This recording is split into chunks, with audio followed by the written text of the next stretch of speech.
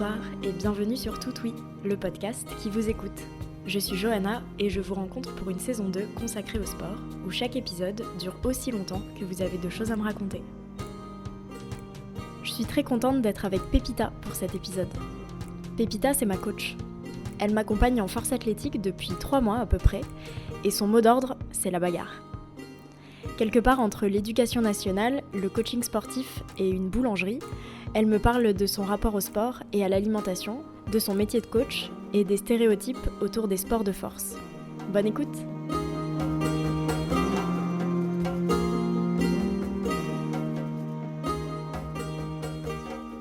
À mon sens, dans ma pratique et de mon expérience, le sport, c'est un moyen d'émancipation, de libération, de connexion avec soi-même et avec son corps.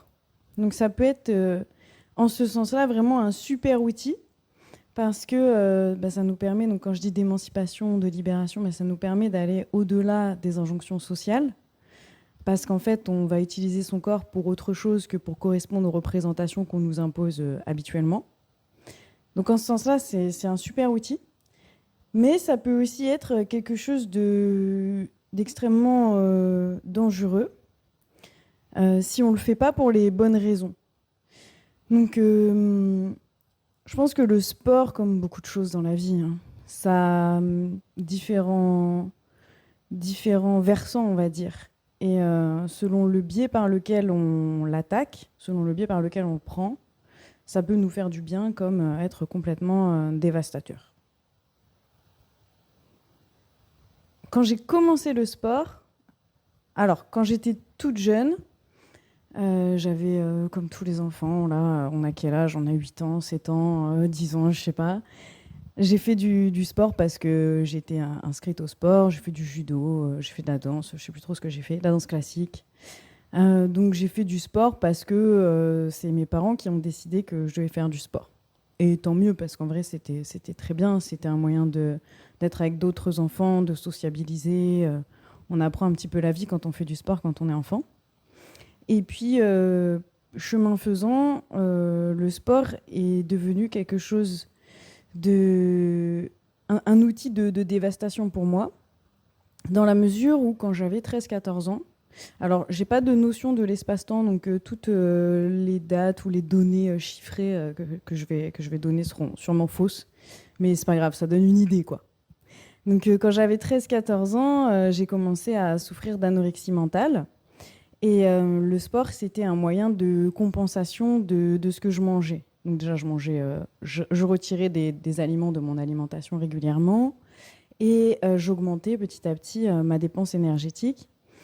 Et donc, faire du sport, c'était pour moi un moyen de maigrir, en fait, et de brûler tout ce que je mangeais. Donc, j'en faisais énormément. Alors, c'est là aussi où il faut se mettre d'accord sur la définition du sport. On peut voir le sport comme une discipline. Par exemple, je pratique l'haltérophilie, c'est une discipline, c'est mon sport. Ou on peut voir le sport comme toute activité physique ou mentale entraînant un effort et du mouvement. Et donc, en ce sens-là, le sport que je pratiquais à cette époque, c'était une activité physique qui entraînait un effort. Et même une activité mentale, en réalité, parce que j'étais autant submergée de travail, je m'auto-submergeais de travail, autant que je me dépensais dans le sport. Donc, je courais tout le temps, je faisais des pompes tout le temps, je bougeais tout le temps. Surtout, il ne fallait pas que je reste en place, que je sois immobile, etc. Mais toute activité physique était bonne à prendre, pas parce que ça me procurait du plaisir, pas parce que ça me faisait du bien à l'esprit, mais uniquement parce que c'était un moyen de maigrir et de dépenser toute l'énergie que je consommais par l'alimentation. L'anorexie mentale, pour situer un petit peu ce que c'est un trouble du comportement alimentaire. Alors, j'en ai souffert, j'ai souffert d'hyperphagie et de boulimie aussi. Et donc, en ayant souffert, personnellement, j'ai assez refusé de creuser le sujet. C'est un peu paradoxal parce qu'on pourrait croire que comme j'en ai souffert, je suis hyper renseignée là-dessus, machin, nan. Mais en fait, comme ça me renvoie à des éléments très traumatiques de nombreuses années de ma vie, j'ai pas creusé du tout le sujet. Mais pour faire simple et donc avec des données très élémentaires, l'anorexie mentale, c'est le fait de supprimer inconsciemment, petit à petit, certaines catégories d'aliments, certains aliments de son assiette, en fait, et de manger de moins en moins. C'est pas volontaire. C'est pas, on se réveille pas un matin en se disant « Oh, ce matin, je vais être anorexique et puis demain, je le serai plus ». C'est une maladie, ça nous tombe dessus. C'est une maladie qui ne se voit pas. Ça se passe dans la tête. Et petit à petit, comme ça, on finit par ne plus rien manger. Donc moi, j'ai vraiment fini par ne plus rien manger. Et puis avec ça, il peut y avoir des conduites excessives, enfin, voilà, comme je disais tout à l'heure, pour maigrir avec le sport, etc. Donc voilà, l'hyperphagie, c'est le fait de manger d'énormes quantités d'aliments jusqu'à être malade, sans vomir ou quoi, sans comportement compensatoire derrière. Donc sans forcément aller prendre un laxatif derrière, aller faire 3 heures de cardio derrière ou quoi que ce soit, mais juste se remplir de nourriture. Donc ça aussi, c'est complètement involontaire, on ne le contrôle pas. Et la boulimie, c'est le fait d'ingurgiter un grand nombre d'aliments avec un comportement compensatoire derrière, comme vomir, prendre un laxatif, courir 3 heures, etc. Donc je ne suis pas certaine des définitions. Et des spécialistes sauront mieux que moi dire ce que c'est précisément, mais en tous les cas, c'est de ça dont j'ai souffert. Et j'ai réussi petit à petit à apaiser ma relation avec le sport, déjà en ne faisant plus du tout de sport pendant des années. Donc ça aussi, c'était involontaire. J'ai fait énormément de sport dans ma vie. J'ai notamment fait 8 ans de boxe. Alors j'ai fait de la boxe française, du kickboxing, puis de la boxe thaï. Tout ça pendant 8 ans, quand j'avais entre 15 et... faut faire le calcul, 15 et 23 ans. Et je pratiquais la boxe de manière très, très, très intense. Je pouvais passer 4 heures à la salle. Je pouvais faire 1 heure de corde à sauter non-stop, etc. Et un jour, j'ai complètement arrêté pour des raisons personnelles. Et en fait, cette addiction au sport a été remplacée par une addiction à d'autres choses. Donc, je buvais beaucoup d'alcool. Je faisais beaucoup de soirées, etc. Et c'était pas terrible en vrai. Et en fait, un jour, j'étais en soirée et on dansait et tout avec mes meilleurs potes. Et là, je me suis pété le genou. Je me suis fait une contusion osseuse, juste comme ça. Mon genou, il a lâché, bam. J'ai eu une douleur atroce et j'ai fini aux urgences et tout ça. Et j'ai plus pu marcher pendant plusieurs... je ne sais plus combien de temps, mais je suis restée avec ma jambe dans une attelle et tout pendant un certain temps. Et en fait, je me suis rendu compte que du coup, je ne pouvais plus utiliser mon corps, qu'il n'était plus capable de rien. Ma jambe gauche, c'était ma jambe gauche, elle était complètement atrophiée, donc complètement démusclée par rapport à la droite. Et je me sentais vraiment pas libre, pas maîtresse de mon corps et complètement incapable. Et c'est à ce moment-là que je me suis dit, en fait, ça va pas du tout cette histoire. Je vais arrêter de boire et je vais faire du sport. Et donc là, j'ai commencé. C'était toujours pas un rapport sain au sport parce que j'ai commencé avec des petits exercices pour faire des petits squats, pour avoir un fessier galbé, des jambes fines, une taille marquée et des abdos en béton, quoi. Donc ce genre de programme, Summer Body pour l'été, Hit Burner, brûle-graisse, je sais pas quoi. Donc c'était pas super sain parce que mon intention, elle était toujours pas bonne. Enfin, c'était toujours pas les bonnes raisons. Mais au moins, je redonnais en fait de l'énergie et de la force à mon corps. Et puis rapidement, je suis arrivée à faire de la musculation. Et chemin faisant, j'ai commencé à comprendre que mon corps pouvait faire des choses incroyables, comme des tractions, des pompes, du squat, des choses dures, porter des trucs lourds. Et je me suis dit que c'était ça, en fait, la vérité. C'était ça, la vérité de la pratique sportive En tous les cas, pour les sports de force comme la musculation, la force athlétique, l'haltérophilie ou même le crossfit. Et, ensuite, je suis devenue coach et je me suis dit que je ne pouvais pas prôner certaines valeurs sans moi-même y croire et me les appliquer. Et donc, mon métier, mes coachés, mon expérience m'ont permis d'avoir un rapport plus sain au sport. Je ne dirais pas qu'aujourd'hui, il est 100% sain, mais en tous les cas, on est loin de ce que c'était il y a quelques années. Aujourd'hui, je pratique l'haltérophilie. Ça fait 5 mois que j'ai commencé. C'est hyper cool. Avant ça, je faisais de la force athlétique, mais j'étais blessée. Je me suis beaucoup blessée dans ma vie. Et donc, j'étais blessée. J'avais une entorse et blessée à l'adducteur gauche ou à la hanche gauche. Du coup, je ne pouvais plus squatter, donc je faisais que du bench. J'ai aussi fait du parcours, j'ai fait du street workout et j'ai fait beaucoup de muscu. Que ce soit la musculation ou les sports de force, ce sont des domaines très masculins où il y a beaucoup d'hommes. Et quand j'ai commencé la musculation, on m'a tout de suite fait des remarques on a sûrement toutes déjà entendues, comme attention, c'est trop, ça va être moche, pousse pas trop, tu vas ressembler à un homme. Les femmes qui font de la muscu, c'est des bonhommes, blablabla.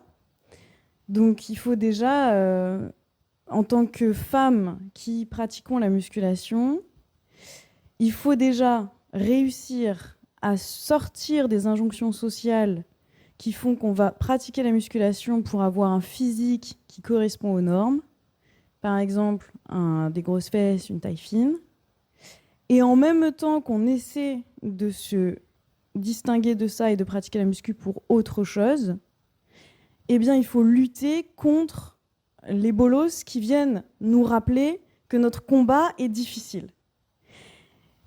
Donc, c'est très dur. C'est très dur et ça peut vraiment décourager parce qu'on peut y croire, en fait. On peut croire que notre féminité va être complètement atteinte par la pratique de la musculation et par le développement de nos muscles, alors que ça n'a rien à voir. On peut croire qu'on n'a pas notre place en salle, alors qu'on a notre place. On peut croire qu'on est moins légitime que des hommes à faire de la muscu, alors qu'on est tout aussi légitime. Donc je trouve que c'est extrêmement difficile, quand on est une femme ou une minorité de genre, d'aller en salle, de faire ce premier pas d'aller en salle, d'avoir des objectifs qui peuvent être différents de ceux que la société attend de nous, et de lutter en fait au quotidien pour continuer d'aller en salle et continuer de croire à ces objectifs et continuer de les remplir en fait. Ensuite, quand on fait des sports de force, donc comme la force athlétique ou l'haltérophilie, ce sont là aussi des milieux très masculins. Alors, la force athlétique, il y a quand même de plus en plus de femmes. Il y en a même énormément. Et pour ce qui est de l'haltérophilie, il y a une politique en compétition par la Fédération d'haltéro, qui est une politique qui date d'il y a quelques années, qui était de faire venir les femmes en haltéro, et donc d'avoir des minima qualificatifs pour les championnats de France qui soient accessibles facilement. Ce qui fait qu'il y a énormément de femmes au championnat de France d'haltérophilie par rapport aux hommes, parce qu'en fait, les minima sont extrêmement accessibles, alors que ceux des hommes sont extrêmement inaccessibles. Donc, en vérité, ce sont quand même des sports où il y a des femmes, mais dans la pratique au quotidien, c'est un peu plus compliqué que ça, parce que de toute façon, une femme qui soulève lourd, on va toujours la ramener au fait qu'elle va devenir un homme, ou au fait qu'elle n'est pas légitime à le faire. Et dans la pratique, dans les salles de sport, dans les salles de force ou d'haltéro, en tous les cas dans la mienne, il y a quand même beaucoup plus d'hommes que de femmes. Moi, actuellement, dans ma salle en haltéro, je suis la seule meuf. Alors, j'adore mes copains mecs. Vraiment, je les kiffe, on est une super équipe. Mais quand je vais avoir mes règles et que j'ai envie de chialer à la moindre chose, à la moindre remarque, que je suis en PLS dans ma vie, ils comprennent pas, ils peuvent pas comprendre en fait. Et j'ai beau leur dire, ouais, mais je suis en SPM, syndrome prémenstruel, je suis pas bien. Ils n'imaginent pas le quart du tiers de ce que ça signifie dans ton corps, en fait, dans ton corps qui souffre. Donc voilà, c'est plein de choses comme ça qui font que même si on peut très bien s'entendre avec les hommes qui nous entourent, On reste quand même une femme seule au milieu d'hommes. Et, et c'est pas toujours facile. Même si pour ma part, ça se passe quand même bien. Je me suis mise à l'haltérophilie il y a 5 mois et je m'y suis mise avec des objectifs un peu farfelus, un peu osés. Avec l'objectif de faire en fait les minima pour faire les championnats de France d'haltérophilie. Mais seulement c'est un peu farfelu et osé parce que l'haltérophilie c'est une discipline extrêmement difficile qui demande des qualités techniques et mentales très élevées. Et donc voilà, si j'arrive à remplir cet objectif en un an, c'est incroyable. Mais moi, j'aime bien le challenge. J'ai vraiment besoin de challenge dans ma vie. Avoir l'objectif de faire un petit truc, ça m'intéresse pas.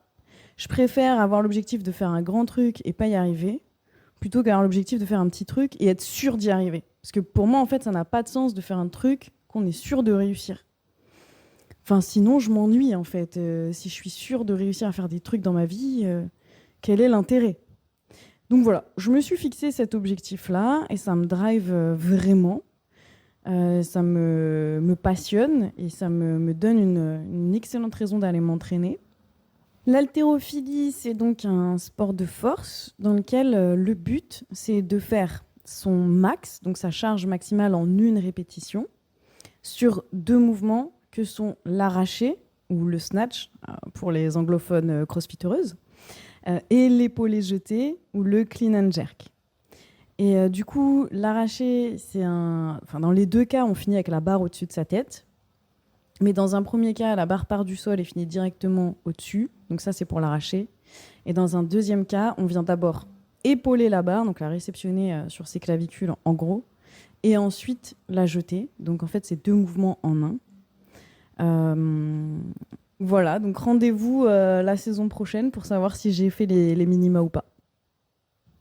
Mon meilleur souvenir sportif, c'est pas du tout une performance, c'est pas du tout un moment précis de pratique sportive.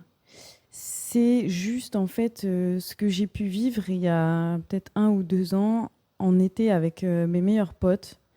Quand on allait au street workout le dimanche ou le samedi matin et qu'on se la butait et qu'on était tous ensemble et qu'on s'encourageait, on tapait nos meilleurs muscle-up, nos meilleures tractions, nos meilleures pompes.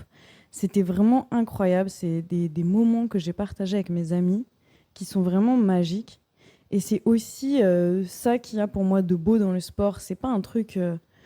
moi, faire du sport toute seule, c'est cool et tout, mais en fait, si j'ai personne avec qui partager les émotions que ça me procure, ça n'a pas trop d'intérêt. Même si j'adore m'entraîner seule, parce que les gens, ça me fatigue, j'ai besoin quand même de vivre ça, de partager ça avec des gens. Donc vraiment, mon meilleur souvenir, c'est ces moments-là. Et tous les souvenirs que j'aime, c'est tous les moments où j'ai pu accompagner des personnes en compétition, que ce soit ma meilleure amie Isoline ou mon chéri Johan pour les championnats de France d'haltéro, ou mon équipe de coachés dernièrement au Excellent Worker Meet. Voilà, c'est tous ces moments où je vais accompagner les gens dans leur pratique et leur donner toute ma force et tout mon soutien. Ça, c'est les meilleurs moments que je puisse vivre dans le sport. Mon rapport au sport à présent, il est beaucoup plus apaisé qu'il y a quelques années, mais il est quand même parfois un petit peu compliqué. Je dirais pas malsain, mais je dirais compliqué. Parce qu'en fait, j'ai tellement développé d'addiction dans ma vie à différentes choses que mon rapport au sport, il est aussi dans l'addiction. Je ne peux pas rater une séance. Moi, je m'entraîne, il fait 45 degrés, je vais à l'entraînement, je m'en fous. J'ai déjà eu des douleurs de règles abominables. J'ai l'impression que j'allais mourir. J'étais à la salle.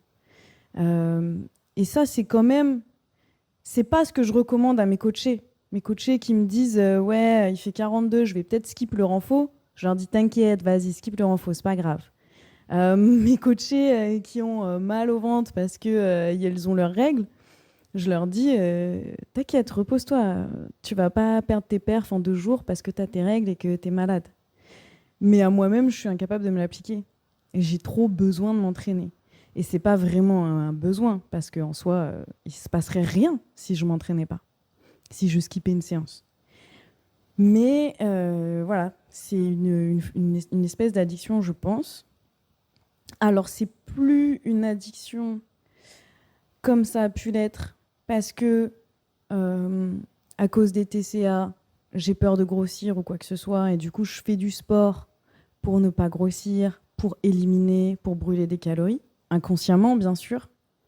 C'est plus du tout ça. Je vais jamais m'entraîner en me disant « Yes, je vais brûler tant de calories, ça va être trop bien ». J'ai absolument plus du tout ça en tête. Mais pour mon bien-être, en fait, pour tenir bon dans la vie, j'ai besoin d'aller m'entraîner. Donc, je pense que c'est quand même un petit peu problématique parce qu'il y a des moments en fait, où je me pose la question, je me dis ah ouais, là, il est 17h, j'ai entraînement, donc il faut que j'y aille coûte que coûte. La séance, ça va durer entre 2h et 3h, 3h30 quand ça dure très longtemps. Et j'ai des potes qui me disent, je sais pas, je prends mon meilleur pote Daour qui me dit hey, tu fais quoi, copine? Je dis bah là, j'ai entraînement. Ou bien je vais être en soirée, je vais pas boire d'alcool parce que le lendemain, j'ai entraînement. Ou bien je vais être fatiguée à 22h parce que je me suis entraînée. Et du coup, je me demande en fait dans quelle mesure je priorise le sport, alors que concrètement, moi, j'ai rien à y gagner. Enfin, je vais jamais faire championne de France d'haltérophilie et quand bien même ça, imaginons l'impossible que ça arrive un jour, je vais rien gagner financièrement avec ça. Donc, je suis pas en train de construire ma vie autour de l'haltérophilie ou quoi que ce soit. Et donc, je suis en train de mettre de côté des moments de vie avec mes amis ou des moments de vie tout court parce que le sport est ma priorité. Alors pourquoi c'est ma priorité? Je ne sais pas, parce qu'encore une fois, j'ai rien à y gagner. Après, c'est mon métier, mais je pourrais tout à fait faire que ce soit mon métier sans y consacrer ma vie entière. Seulement, moi, c'est vraiment ma vie tourne autour de mon entraînement. Voilà, c'est vraiment mes choix de vie sont autour de mon entraînement. Je vais aller voir mes parents en Bretagne cet été. Avec Iso, on a regardé les salles et on sait quand on va aller s'entraîner, à quelle heure, pourquoi, comment. Donc voilà, je trouve quand même que mon rapport au sport, il est un petit peu bizarre et problématique à mon sens. Mais j'ai pas encore résolu cette énigme. Et pour l'instant, ça me va. C'est-à-dire que c'est pas non plus quelque chose qui va me faire du mal, nuire à ma santé, nuire à ma vie, etc. Donc tant que c'est comme ça, je me penche pas sur la question. Si jamais ça vient à être quelque chose de vraiment malsain, etc., je pense que je ferai en sorte de résoudre ce problème. Le rapport entre le sport et son bien-être mental, je trouve que c'est compliqué. Et c'est des discussions que j'ai souvent avec mes coachés, et c'est des travers que moi je ressens dans ma pratique, que j'essaie de surtout pas transmettre à mes coachés. Donc je m'explique. En fait, je trouve que pratiquer du sport, ça va faire du bien. On va se sentir fort, forte, on va se sentir capable, ça va nous rendre fiers de nous dans certains cas, ça va nous valoriser, ça va augmenter notre confiance en nous, etc., etc. Et ça, c'est vraiment super. Mais ça, c'est dans le cas où les séances se passent bien. C'est-à-dire que c'est dans le cas où on a rempli les objectifs, où on a cassé des barres, où on a progressé, où on a fait des PR, donc des personal records, des records personnels. C'est dans le cas où tout roule. Quand tout roule, c'est facile en fait que le sport nous fasse du bien. Mais la réalité, c'est que tout roule au début quand on commence, et après tout roule plus. Après, c'est la bagarre à chaque entraînement pour continuer de progresser, pour comprendre les problèmes techniques, les résoudre, pour continuer à faire des efforts, etc. et atteindre ses objectifs. Et donc, il y a beaucoup de séances où ça roule pas. Il y a beaucoup de séances où on n'a pas réussi. Et en fait, il faut aller au-delà de ça et se rappeler qu'on fait du sport avant tout parce qu'on aime ça, parce que ça nous fait du bien, parce que c'est notre plaisir, notre moment, et pas parce qu'on veut être la meilleure à chaque séance. Parce que ça, ce n'est pas possible. Et donc, il faut vraiment réussir à se détacher de sa performance. C'est un petit peu comme quand j'étais prof et que je rendais des copies à mes élèves et qu'elles avaient des mauvaises notes. Je leur disais, c'est pas toi que j'évalue en tant que personne, c'est ce que tu as produit à un instant T. Donc ce 8 sur 20 ne représente pas qui tu es toi, petit individu, mais représente la qualité de ton travail à un moment donné, dans un contexte donné. Maintenant, si tu fais ce travail à un autre moment donné, dans un autre contexte donné, peut-être tu seras plus en forme, peut-être tu seras plus éveillé, peut-être tu seras plus au taquet, peut-être un autre sera meilleur. Dans tous les cas, c'est toujours toi qui fais le travail. Et dans tous les cas, tu fais tout ce que tu peux et tu le fais toujours au mieux. Et donc là, c'est vraiment pareil avec le sport. C'est-à-dire que il faut réussir à pas se morfondre pendant 4 heures parce qu'on a fait une mauvaise séance. En fait, il faut se dire, j'ai fait une séance, j'ai fait ce que j'aime, j'ai fait ce qui me plaît, c'était trop cool. Ok, j'ai pas réussi, mais franchement, je m'en fous parce qu'en fait, je l'ai fait. Et ça, c'est déjà énorme. Et donc, c'est ce que j'essaie moi-même de faire, de me dire, c'est sur quoi je travaille. Et c'est difficile. La vérité, c'est que parfois, il y a des séances, elles ne se passent pas bien et après, je vais me morfondre pendant 4 heures. Mais j'y travaille. Et j'encourage vraiment mes coachés à y travailler aussi. Et toutes les personnes qui font du sport d'ailleurs, parce que la raison première pour laquelle on fait ça, c'est parce qu'on aime ça et parce que ça nous fait du bien. Si le sport ne nous fait plus de bien, à mon sens, il faut faire autre chose. Imaginer ma vie sans sport, à l'heure actuelle, c'est impossible. Vraiment, quand j'essaie d'imaginer ma vie sans sport, en fait, il y a juste un trou noir immense dans mon cerveau. Mais cependant, néanmoins, j'ai déjà eu une vie sans sport. Car j'ai déjà passé des années de ma vie à picoler le week-end au lieu d'aller m'entraîner. Donc ça a bien existé et j'ai même du mal à m'en rappeler. Mais aujourd'hui, j'arrive pas à le conceptualiser. Et surtout parce qu'en fait, vraiment l'ensemble de ma vie tourne autour de ça. Mais quasiment tous mes meilleurs potes font du sport. Daour fait du parcours, Iso fait de la force athlétique. Sophie ne fait pas de sport, mais c'est quand même ma meilleure pote. Et mes autres potes, j'ai du mal à les voir parce que justement, elles ne pratiquent pas de sport. Donc moi, si t'es pas ma routine de vie, enfin, je suis auto-entrepreneur.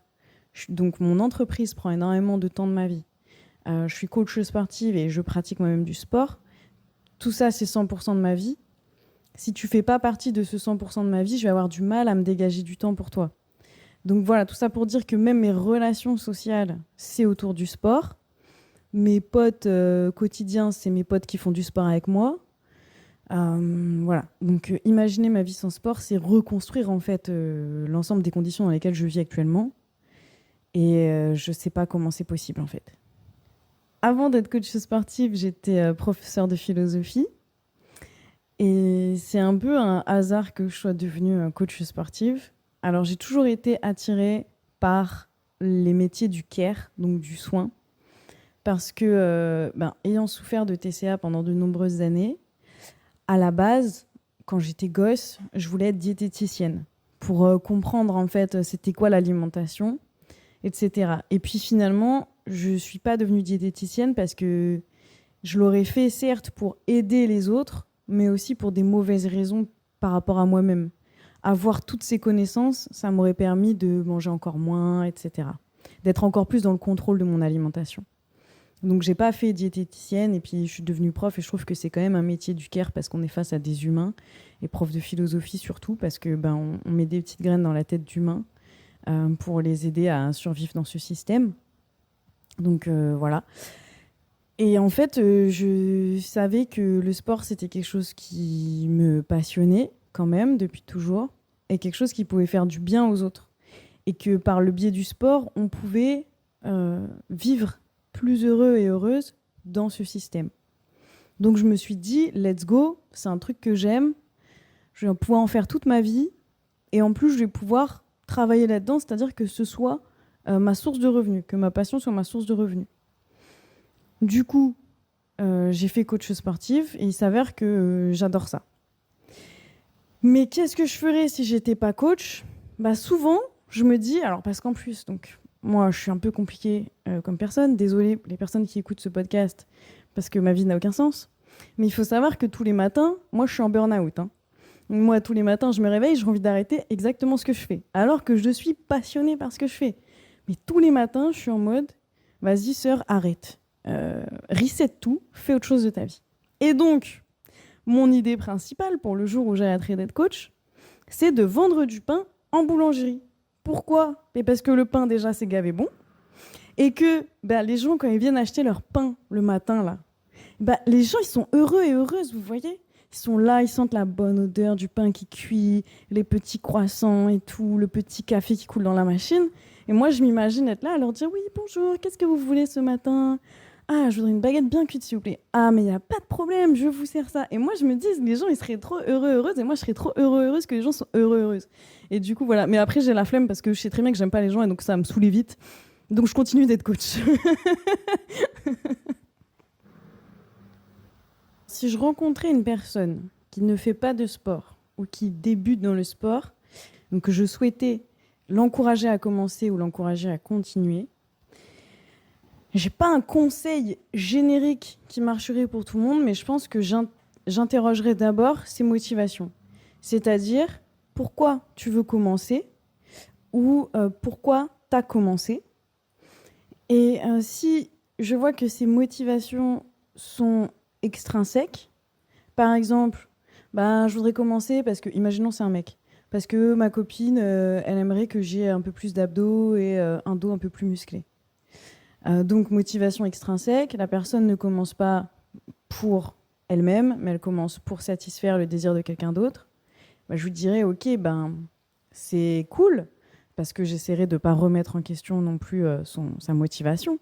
Mais je lui dirais, en fait, il y a d'autres raisons pour lesquelles tu peux faire du sport. Par exemple, si tu as un plus gros dos, tu vas pouvoir te porter toi-même. Tu vas pouvoir, si jamais, imaginons un jour, et ça c'est ce que je dis tout le temps, pour justifier le fait que faire des tractions, c'est très important dans la vie. Imaginons un jour, tu es suspendu dans le vide à une branche d'arbre, tu es au-dessus d'un ravin et tu vas mourir, mais tu seras contente le jour où tu auras un gros dos solide qui te permettra de te tracter et de survivre. Oui, cette situation n'arrivera pas, mais sait-on jamais ? Donc voilà, j'interrogerai ses motivations en fait, et je lui montrerai que faire du sport, ça peut être salvateur dans la vie. Non seulement parce que physiquement, c'est toujours cool de pouvoir faire un tas de choses avec son corps, mais aussi parce que mentalement, c'est porteur, ça procure vraiment un bien-être quand on le fait pour les bonnes raisons et de la bonne manière. C'est thérapeutique. Donc voilà, je montrerai vraiment les bienfaits du sport. En vrai, j'ai un gros problème dans ma vie d'ambivalence. C'est-à-dire que je trouve que, en tant que coach sportive, j'ai envie de montrer aux personnes que j'accompagne qu'elles sont capables de faire de grandes choses avec leur corps, et souvent qu'elles sont capables de faire beaucoup plus que ce qu'elles font présentement. Donc j'ai envie de les accompagner dans un dépassement d'elles-mêmes, en fait, c'est les personnes que j'accompagne. Le problème, c'est que avec cette idée de dépassement de soi, vient l'idée d'une certaine pression de performer, une certaine pression d'être toujours dans le plus, dans le mieux, dans la progression constante. Et ça, c'est vraiment problématique à mon sens dans ma manière de faire. Enfin, en tous les cas, ça me pose problème parce que je suis toujours en train d'essayer, d'un côté, de pousser mes coachés et de l'autre, de pas dramatiser si jamais elles n'y arrivent pas. Parce qu'en vrai, c'est cool de se pousser, mais en vrai, c'est pas vital. Enfin, on peut aussi passer sa vie dans une zone de confort. Il y a vraiment un truc de productivité constante, dépassement de soi constant, etc. dans notre société capitaliste, que j'aimerais surtout pas reproduire dans la pratique du sport, mais qui, indépendamment de moi, parce qu'on est construite comme ça, ressurgit. Donc voilà, je trouve ça compliqué. Moi, j'en ai conscience. J'essaie de faire attention dans ma pratique et je travaille à ça. Je pense que j'y arrive pas à tous les coups, mais je fais de mon mieux. Et du coup, je voudrais vraiment dire ça dans ce podcast, dire aux personnes qui vont écouter ce podcast de faire attention à leur bien-être et à vraiment faire du sport parce que avant tout, c'est du plaisir. Et pas se laisser déborder par cet impératif à être toujours la meilleure version de soi-même, quoi. Ça, c'est bon. On l'est déjà, en fait. Et ce qu'on peut continuer de faire, c'est se faire plaisir, se faire du bien, progresser parce qu'on kiffe, mais pas se mettre la pression. Et une autre chose qui va avec ça, c'est que j'ai pu constater cette année, j'ai pu rencontrer des athlètes pour qui en fait le sport, c'est vraiment leur vie. C'est-à-dire que moi, si on m'enlève l'haltérophilie, je vais être triste parce que je suis vraiment tombée amoureuse de ça. Mais je sais très bien que je vais faire autre chose comme sport. Enfin, je vais continuer de bouger, faire des trucs. Je vais m'en sortir, quoi. Ça va aller. Mais il y a des personnes, si on leur enlève le sport qu'elles pratiquent actuellement, c'est la fin du monde. C'est la dépression. C'est vraiment terminé. Et en fait, je trouve ça très compliqué de dire à quelqu'un pour qui c'est toute la vie que c'est pas grave d'échouer. J'ai envie de dire à tout le monde que c'est pas grave d'échouer, que l'échec dans le sport, dans la vie, c'est tout à fait normal. Même des fois, c'est très cool, c'est très important, on apprend beaucoup, etc. Mais il y a des personnes pour qui vraiment c'est grave, pour qui leur sport, leur discipline actuelle, c'est toute leur vie. Et là, du coup, je voudrais dire à ces personnes-là que mon discours précédent ne vaut pas pour elles. En tous les cas, que j'ai conscience que c'est difficile pour elles d'appliquer ce genre de discours et qu'elles ont le droit d'être... Enfin, elles sont tout à fait légitimes à être en dépression si on les prive de ce qu'elles aiment le plus au monde, quoi.